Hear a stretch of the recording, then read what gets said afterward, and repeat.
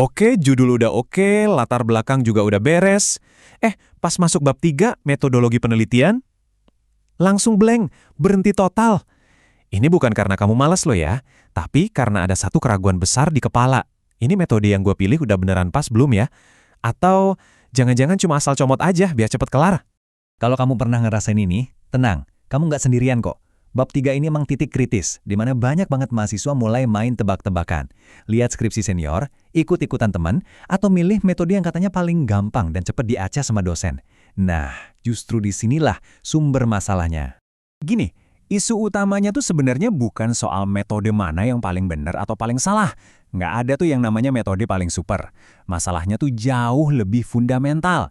Seringnya, metode yang kamu pilih itu nggak sinkron, nggak selaras, alias benar-benar nggak nyambung sama apa yang sebetulnya pengen kamu cari tahu. Terus, apa sih yang bikin jadi nggak nyambung gini?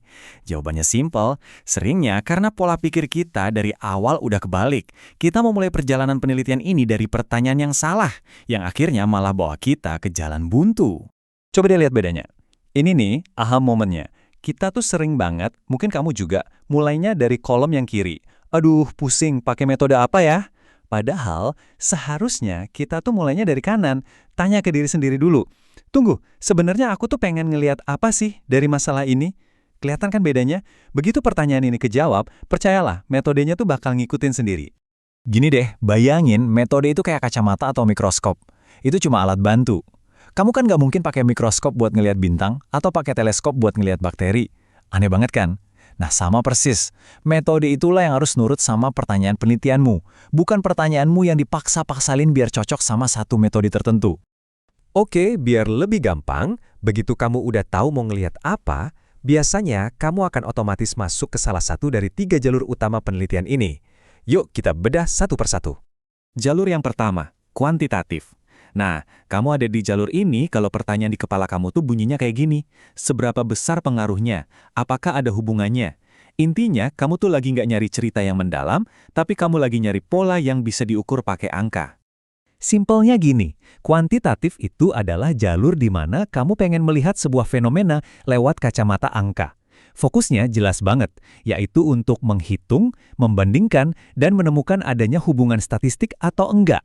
Jadi kalau kamu mau lihat pola dari ratusan atau ribuan orang, kalau data yang kamu butuhin itu bisa diubah jadi angka, dan kalau nanti hasilnya perlu kamu uji secara statistik, ya jawabannya udah jelas banget. Di sini kuantitatif itu bukan lagi sekedar pilihan, tapi sebuah kebutuhan.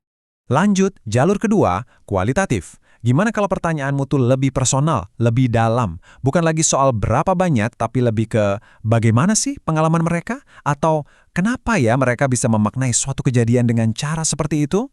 Nah, di jalur kualitatif ini, tujuan utamamu itu bukan lagi mengukur, tapi menafsirkan. Kamu mau menyelam ke dalam lapisan makna, memahami konteks, dan ngelihat dunia lewat mata partisipan kamu. Yang kamu kejar itu cerita, pengalaman, dan pemahaman yang kaya, bukan sekedar angka. Jadi, kamu butuh kualitatif kalau kamu pengen tahu kenapa dibalik sebuah angka. Kalau kamu butuh cerita dan pengalaman langsung yang kaya dari orang-orang, dan yang paling penting, kalau kamu pengen benar-benar melihat sebuah fenomena dari sudut pandang mereka yang mengalaminya langsung, terus ada jalur ketiga. Kadang, satu kacamata aja tuh nggak cukup. Mungkin pertanyaanmu itu punya 2 lapis. Pertama, kamu mau tahu seberapa banyak sih mahasiswa yang stres? Ini kan butuh angka ya kan? Tapi, di saat yang bersamaan, kamu juga penasaran banget, kenapa sih mereka bisa sampai stres? Nah, ini butuh cerita. Jadi angka buat ngelihat skalanya, cerita buat memahami akarnya. Disinilah mixed method, atau metode campuran itu masuk. Dan catat ya, ini penting banget.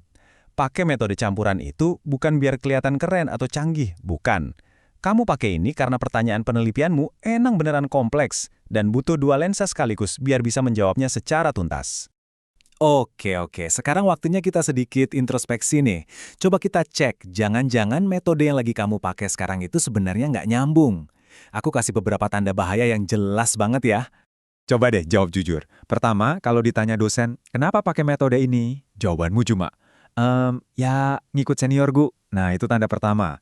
Kedua, kamu pusing sendiri, bingung mau ngumpulin data apa, dari siapa. Ketiga, ganti-ganti melulu. Hari ini yakin kualitatif, besok galau pengen kuantitatif. Dan yang terakhir, ini yang paling kerasa, ada perasaan aneh gitu kayak, kayaknya ini nggak pas deh, tapi ya dipaksain aja terus. Nah, kalau kamu ngalamin ini, itu semua red flag gede banget.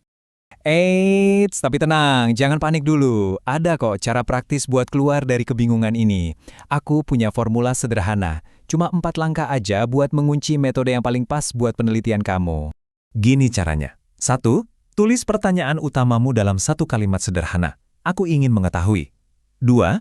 Coba kamu bayangin, jawaban yang kamu cari itu bentuknya bakal seperti apa? Angka atau cerita? 3. Nanti kalau datanya udah dapat mau kamu apain? Dihitung atau dipahami maknanya? Dan langkah 4 yang terakhir, cek lagi semuanya dari awal. Pastikan ada benang merah yang lurus dan jelas dari pertanyaan ke data sampai ke analisis. Kalau semuanya nyambung, metode yang tepat itu bakal muncul dengan sendirinya, bukan lagi hasil milih-milih. Jadi, ingat selalu ini ya, metode itu cuma alat, bukan tujuan akhir. Tujuan akhirmu adalah menjawab pertanyaan penelitianmu.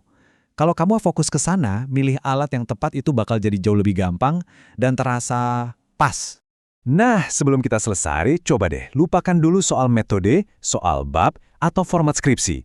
Ambil waktu sebentar, terus tanyain ini ke dirimu sendiri. Apa sih pertanyaan yang sebenarnya paling bikin aku penasaran dan pengen banget aku jawab? Jawabannya ada di situ. Mulailah dari sana. Kalau kamu ngerasa pembahasan ini ngebantu dan pengen dapat tips-tips lainnya soal skripsi dan tesis, langsung aja gabung ke channel WhatsAppku ya, linknya ada di deskripsi. Dan kalau mau diskusi lebih lanjut, boleh banget kirim email. Semangat terus ya, semoga lancar!